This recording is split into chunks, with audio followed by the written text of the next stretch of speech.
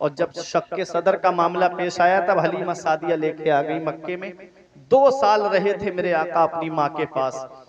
6 साल की उम्र जब मेरे आका की होती है तब आपकी वालिदा आपको लेकर आपकी ननिहाल मदीना मुनव्वरा आती हैं।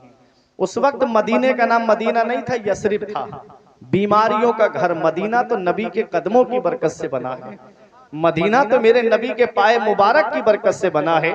मकाम अबवा में हजरत आमिना की तबीयत खराब हुई। कोई आम खातून बीमार नहीं हुई है, कबीला कुरैश की एक मुअज़्ज़ज़ खातून बीमार हुई है। काफिला ठहर गया लेकिन तबीयत में कोई सुधार नहीं हुआ।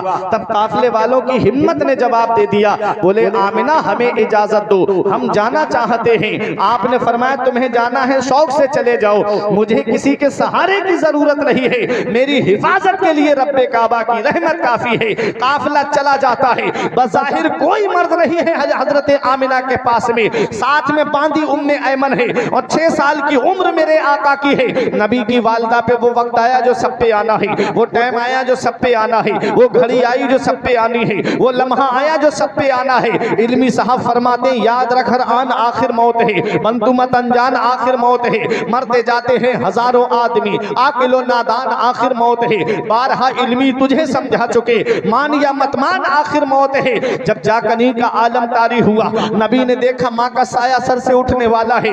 नबी अपनी माँ के सर को अपने मुबारक जानू पे रख लेते हैं और अपनी माँ का सर दबाने लगे। जन्नत की हूरों ने कहा या रसूल अल्लाह हमें इजाजत दें, हम आपकी माँ की खिदमत करें। तो नबी का किरदार बोल रहा था, नबी का कैरेक्टर बोल रहा था, नबी का अखलाक बोल रहा था, नबी का उसवा-ए हसना बोल रहा था, नबी की सीरत बोल रही थी कि माँ की खिदमत का हक नर्सों और नौकरानियों की ड्यूटी लगा के अदा नहीं होता है। माँ की खिदमत का हक तब अदा होता है जब बेटा खुद अपनी माँ की खिदमत करता है। नबी अपनी माँ का सर दबा रहे हैं, आंखों से आंसू निकले, हजरत आमिना के चेहरे पर गिरे। हजरत आमिना ने आंखें खोल के देखा, मेरे नबी की आंखों में आंसू थे। हजरत आमिना अपना हाथ नबी के चेहरे पर फेरते हुए कहती है मत रो मेरे लाल, आंसू मत बहा मेरे लाल, तू दुनिया में रोने के लिए नहीं आया है बल्कि रोते हुओं को हंसाने के लिए आया है। आंसू मत बहा मेरे लाल, तू दुनिया में आंसू बहाने के लिए नहीं आया है बल्कि बहते हुए आंसुओं को पोंछने के लिए आया है। बच्चे माँ बाप की मौत पे इसलिए रोते हैं कि माँ बाप के बाद बेसहारा हो जाएंगे। मेरे लाल तू किसी के सहारे का मोहताज नहीं है, तेरा खुदा तेरा सहारा है, तू सारी खुदाई का सहारा है। इमाम इश्क मोहब्बत पुकार उठे, गमज़दों को रज़ा मुझदा दीजिए के है, गमज़दों को रज़ा मुझदा दीजिए के है, बेकसों का सहारा हमारा नबी। मेरे नबी की वालिदा पे वो वक्त आया जो सब पे आना है। ऐ लोगों कभी गौर किया है तुमने, अगर किसी बच्चे के बाप का इंतकाल हो जाए तो कितने लोग होते हैं बच्चे को सहारा देने की बात करने वाले। कभी चचा सीने से लगा के कहता है मत रो मेरे लाल अभी तेरा चचा मौजूद है। कभी ताऊ सहारा देने की बात करते हैं, कभी खालू सहारा देने की बात करते हैं, कभी मामू सहारा देने की बात करते हैं, कभी नाना सहारा देने की बात करते हैं। मेरे नबी की अजमत पे कुर्बान जाओ, बाप का साया तो तभी सर से उठ गया था जब नबी अपनी माँ के शिकम में थे। 6 साल के हुए माँ का साया भी सर से उठ गया। 8 साल के हुए दादा भी दुनिया से चले गए। खुदाई हैरान है मेरे मौला, जिसे तूने सारे जहान के लिए रहमत बना के भेजा, उसके साथ में ऐसा मामला। माँ के शिकम में है, बाप का साया उठ गया। 6 साल के हुए माँ का साया उठ गया।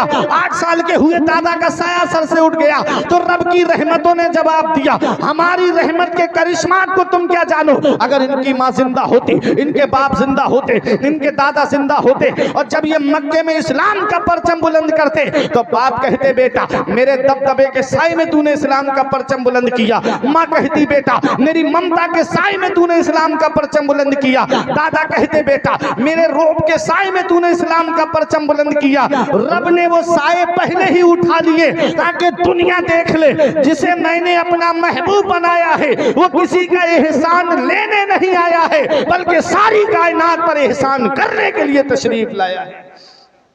वो है मेरे आका। जब नबी की वालिदा का इंतकाल हुआ, उम्मे ऐमन कहती हैं 6 साल की उम्र में नबी ने अपनी माँ की कब्र तैयार की उन पथरीली वादियों में। और नबी जब अपनी माँ की कब्र से जब चले, उम्मे ऐमन कहती हैं आका ने मुझसे अपना हाथ छुड़ाया, दौड़ते हुए आए और माँ की कब्र से लिपट के रोने लगे। मेरे आका अपनी माँ की कब्र से लिपट के रो रहे हैं। उम्मे ऐमन कहती हैं जितना मैंने मोहम्मद को माँ के इंतकाल पे रोते हुए देखा, इतना मैंने किसी बच्चे को मक्के में रोते हुए नहीं देखा। ऐ लोगों, माँ बाप जिंदा हैं तो उनकी कद्र कर लो, माँ बाप हयात हैं तो उनकी खिदमत कर लो। जिस दिन इनकी चारपाई घर से उठ गई उस दिन एहसास होता है हम कितनी बड़ी नेमत से महरूम हो गए। उस दिन पता चलता है कि कितना बड़ा साया आज हमारे सर से उठ के चला गया। आज हर चीज में आपको मिलावट मिलेगी। जिस दौर में हम जी रहे हैं ना, ये मिलावटी दौर कहलाता है। तेल में आपको मिलावट मिलेगी, घी में आपको मिलावट, दूध में आपको मिलावट मिलेगी, खाने पीने की अशिया में आपको मिलावट मिलेगी। इस मिलावटी दौर में अगर बगैर मिलावट के कोई चीज है तो वो माँ बाप की मोहब्बत है, जिसमें कोई मिलावट नहीं होती है, जो अपनी औलाद से सच्ची मोहब्बत करते हैं। इसलिए माँ बाप की कद्र कर लो। एक शायर ने कहा था कि इस वक्त के बारे में तो सोचा भी न था, बेटों से ज़ईफी में हुई खत्म रसाई, घर बार तो बांट लिए शौक से फुरकान, हिस्से में किसी के मगर माँ नहीं आई। वक्त ठुकरा देगा एक दिन मेरी सारी ये कुर्बानियां, दामने उम्मीद में फकत नाकामियां रह जाएंगी। शादियों के बाद बेटे तो अलग हो जाएंगे, बाप के हाथों में फकत बैसाखियां रह जाएंगी। बुढ़ापा क्या जवानी क्या ये बचपन बांट लेते हैं, न होकर दिल में गुंजाइश तो आंगन बांट लेते हैं। नहीं मंजूर हिस्से में किसी बेटे को अपनी माँ, मगर आपस में बूढ़ी माँ के कंगन बांट लेते हैं। दिया था अब्बा ने जो एक झूमर बेच डाला था, खुशी से अपने अरमानों का दफ्तर बेच डाला था। बुलंदी मिल गई तो भूल बैठे हैं वही बेटे, कभी जिनके लिए अम्मी ने जेवर बेच डाला था। बुलंदी मिल गई तो भूल बैठे हैं वही बेटे, कभी जिनके लिए अम्मी ने जेवर बेच डाला था। आका के वसीले से कभी तो नमाज से औलाद माने मांगी थी बंदा नवाज से, औलाद माने मांगी थी बंदा नवाज से। अब्बा की आंख का जो चश्मा न ला सके, मैयत पे आ रहे हैं हवाई जहाज से। ये हाल है आज की औलाद का मेरे अजीजों। मैं बताना यही चाह रहा हूं कि आज के जलसे से ये जश्न गौसुल वरा व इस्लाह मुआशरा कॉन्फ्रेंस है, तो इस इस्लाह मुआशरा कॉन्फ्रेंस से ये पैगाम लेकर के जाओ कि अपनी जिंदगी को संवारो। मरने से पहले मरने की फिक्र करो कि मरने के बाद कब्र के अंदर हम जाएंगे तो हमने वहां की तैयारी क्या की है, वहां रोशनी का इंतजाम हमने क्या किया है। गौसे आजम का जिक्र तो हम बड़े शौक से सुनते हैं। शेख सादी अलैहिर्रहमान ने लिखा है गुलिस्तां के दूसरे बाब की दूसरी हिकायत में कि कोई सुबह के वक्त काबे का गिलाफ पकड़ के रो रहा था। रोने की आवाज ऐसी दर्द भरी कि जो सुने वो भी रोने लगे। रोने वाला रो के कह रहा था, मौला मेरे नेक अमाल अपनी बारगाह में कबूल फरमा ले, मौला मेरी नेकियां अपनी बारगाह में कबूल फरमा ले। अगर मेरी नेकियां तेरी बारगाह में कबूल नहीं तो कयामत में मुझे नाबीना करके उठाना। किसी ने पूछा, वो इस तरह रो के अपने रब को मनाने वाले, तेरा नाम क्या है? तो रोने वाले ने कहा था, अना अब्दुल कादिर जीलानी, मैं अब्दुल कादिर जीलानी हूँ, मैं जीलान से आया हूं। कहा, ये क्यों कह रहे हो कि मुझे कयामत में नाबीना करके उठाना? तो गौसे आजम का जवाब सुनो, फरमाते कयामत में नेकोकार बंदे होंगे, कयामत में अंबिया व मुरसलीन शुहदा व सालेहीन होंगे। मेरी नेकियां रब की बारगाह में कबूल नहीं, मैं उनके सामने शर्मिंदा हो जाऊंगा। इसलिए कह रहा हूं मौला मुझे नाबीना करके उठाना। बताओ ये कौन कह रहा है? ये गौसे आजम कह रहे हैं, जिनके मुरीद का कहना है कि मैंने अपने शेख को देखा कि मेरे शेख ने 40 साल इस हाल में गुजारे कि आप ईशा में वुजू करते, पूरी रात उसी वुजू से अल्लाह की इबादत करते और फजर की नमाज उसी वुजू से आप पढ़ते थे। उन्हीं 40 साल में 15 साल ऐसे गुजारे कि एक पैर जमीन पे रखते, एक खड़ा करते, लकड़ी का सहारा लेते और पूरी रात कुरान की तिलावत करते। पूरी रात में एक कुरान शरीफ मुकम्मल तिलावत फरमा लिया करते थे। ये वो गौसे आजम है। 40 साल ये पीठ गौसे आजम की बिस्तर से नहीं लगी, पूरी पूरी रात अल्लाह की इबादत करते। गरीब नवाज का जिक्र सुनने वालों, गरीब नवाज के मुरीद का कहना है 37 यानी 37 साल गरीब नवाज ने इस हाल में गुजारे कि ये पीठ गरीब नवाज की बिस्तर से नहीं लगी। पूरी पूरी रात अल्लाह की इबादत करते थे। ये वो है जिनके पास नमाजों का सवाब भी है, जिनके पास रोजों का सवाब भी है, जिनके पास हज्जो ज़कात का सवाब भी है, जिनके पास सदका और खैरात का सवाब भी है। जरा अपने नामाए अमाल का जायजा लो, जरा अपने अपने गिरेबान में झांक करके देखो। आज मस्जिदों में नमाज पढ़ने हम नहीं जाते, आज मस्जिद की सफे सूनी हो गई। मस्जिद पुकार पुकार के कह रही है, ए लोगों, जैसे रमजान शरीफ के महीने में मुझे आबाद करते हो, ऐसे ही 11 महीने भी मुझको आबाद रखना। मस्जिद के वुजू खाने आवाज दे रहे हैं, कहाँ चले गए वो नमाजी जो रमजान शरीफ के महीने में आबाद करते थे। ऐ लोगों, नमाज किसी हाल में माफ नहीं है। जिस नबी से तुम मोहब्बत करते हो, जिस नबी की उम्मत में तुम पैदा किए गए हो, उस पैगंबर इस्लाम ने क्या हमको दर्स दिया है, क्या नबी ने हमको सबक दिया है। फरमाते हैं जुइलत कुर्रतु ऐनी फिस सलाह, मेरी आंखों की ठंडक नमाज में है। आज हम कितना अपने नबी की आंख को ठंडक पहुंचा रहे हैं। हजरत आयशा सिद्दीका रजी अल्लाह ताला अन्हा का बयान है कि आखिरी वक्त था, अल्लाह अकबर, पैगंबर इस्लाम का सर मेरी गोद में रखा हुआ था। मेरे आका के आखिरी अल्फाज तुमको ही पता है क्या थे? मेरे आका के आखिरी कलेमात तुमको पता है क्या थे? हजरत आयशा सिद्दीका रजी अल्लाह ताला अन्हा कहती है, मेरे आका की जुबान से जो आखिरी कलेमात निकले, मेरे आका पैगाम दे के जा रहे हैं, या उम्मती अस्सलात अस्सलात अस्सलात, ऐ मेरी उम्मत नमाज पढ़ते रहना, ऐ मेरी उम्मत अल्लाह की इबादत करते रहना, ऐ मेरी उम्मत अल्लाह की बंदगी करते रहना। अल्लाह अकबर, ये पैगंबर इस्लाम हमको सबक दे के जा रहे, ये मेरे आका हमको पैगाम दे के जा रहे, ऐ मेरी उम्मत नमाज की पाबंदी करते रहना, ऐ मेरी उम्मत नमाज पढ़ते रहना। अल्लाह अकबर। आला हजरत अजीमुल बरकत फरमाते, जो ना भूला आज तक हम गरीबों को रजा, जो ना भूला आज तक हम गरीबों को रजा, याद उसकी अपनी आदत कीजिए, कीजिए चर्चा उन्हीं का सुबह शाम, जाने काफिर पर कयामत कीजिए, गैज में जल जाए बेदीनों के दिल, या रसूल अल्लाह की कसरत कीजिए। मेरे आका हुजूर सल्लल्लाहु ताला अलैहि वसल्लम के प्यारे दीवानों, ये दुनिया चंद दिन की है। नमाज पढ़ के दुनिया से जाओ, नेक अमल करके दुनिया से जाओ। एक बात मुझे बताओ, रात में अगर आप फिल्म देख करके सो गए और आंख कब्र में जाकर खुली तो कौन है जो तुम्हारे काम आएगा? वो कानों में एयरफोन लगा के, एयरबड्स लगा के, ब्लूटूथ लगा के रोड पे गाने सुनते हुए तेज गाड़ियां दौड़ा करके जाने वाले नौजवानों, मौत का कोई भरोसा नहीं मेरे अजीजों। इसी हालत में अगर मौत आ गई तो बताओ कब्र में कौन है जो हमारे काम आएगा? आज जो हमारा दिल नमाजों में नहीं लगता, आज जो हमारा दिल जलसों में नहीं लगता, आज जो हमारा दिल आलिमों की बातों में नहीं लगता, इसकी वजह मैं आपको बता दूं हदीस पाक की रोशनी में। मेरे आका फरमाते हैं, अल गिनाउ युम्बितुन निफाक फिल क़ल्ब कमा युम्बितुल माउ ज़रअ। नबी फरमाते हैं, गाना दिल में ऐसे निफाक पैदा कर देता है जैसे पानी घास को पैदा कर देता है। ये गाने सुन के दिल काले हो गए, ये गाने सुन करके दिल सिया हो गए। अब इस दिल की सियाही कैसे दूर होगी? तो हदीस पाक का मफहूम सुनो। मेरे आका फरमाते हैं, जब लोहे पे जंग आती है तो उसे आग में डाल के साफ किया जाता है, और जब दिल पे जंग आती है तो उसे कुरान की तिलावत से साफ किया जाता है। जब दिल पे जंग आती है तो उसे कुरान की तिलावत से साफ किया जाता है। आज 15-20 लोगों का परिवार हमारे घर में, कभी दिल में ये ख्याल नहीं आता कि आज सबने फजर की नमाज पढ़ी है तो चलो सब फजर की नमाज के बाद घर में कुरान की तिलावत करते हैं। आज 10-12 लोग हमारे घर के अंदर, कभी दिल में ये ख्याल नहीं आया कि आज जुमे की नमाज के बाद सब लोग जो है तस्बीह लेके बैठे और अपने आका पे 100-100 मरतबा दुरूद पाक पढ़े। वही हमारे घर में फिल्मों की बातें, गानों की बातें, इलेक्शन की बातें, सियासत की बातें। कभी दिल में ये ख्याल नहीं आता कि लाओ आज हम अपने घर में किसी आलिम को बुला करके शरीयत के कुछ मसाइल सुन लें। बस हम मस्ती में हैं अपनी।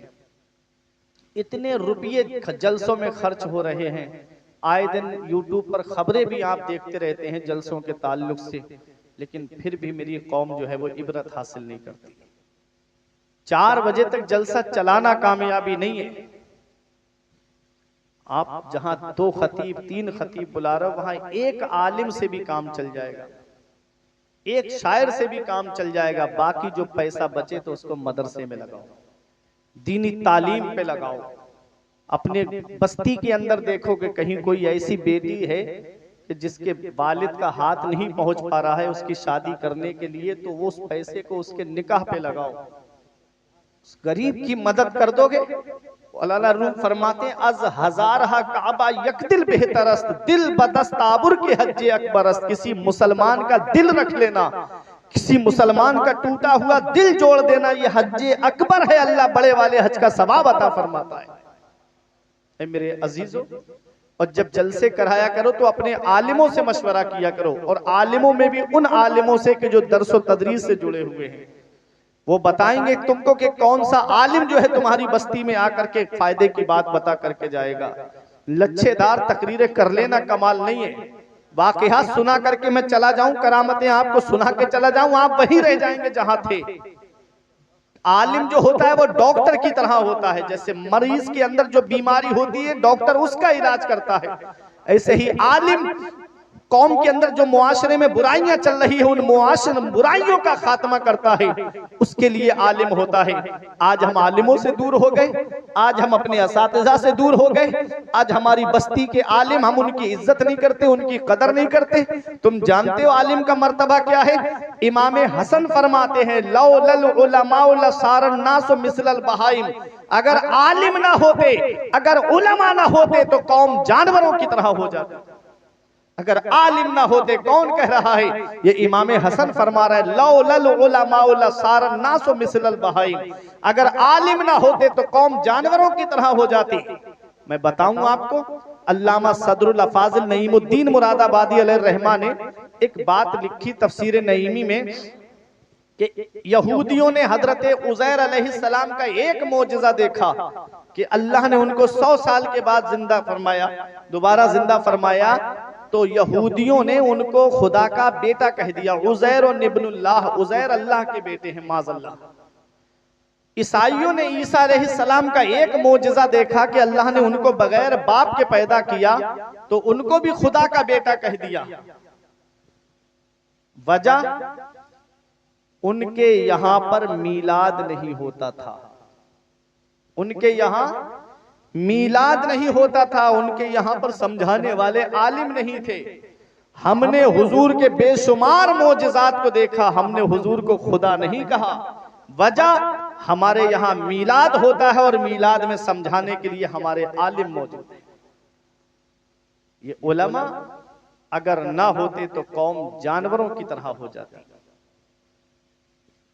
अल्लामा जलालुद्दीन सयूती अलैहिर्रहमा फरमाते हैं मन नजरा इला वजहिल आलिम नजरा, कि जिसने आलिम के चेहरे की तरफ मोहब्बत से देखा,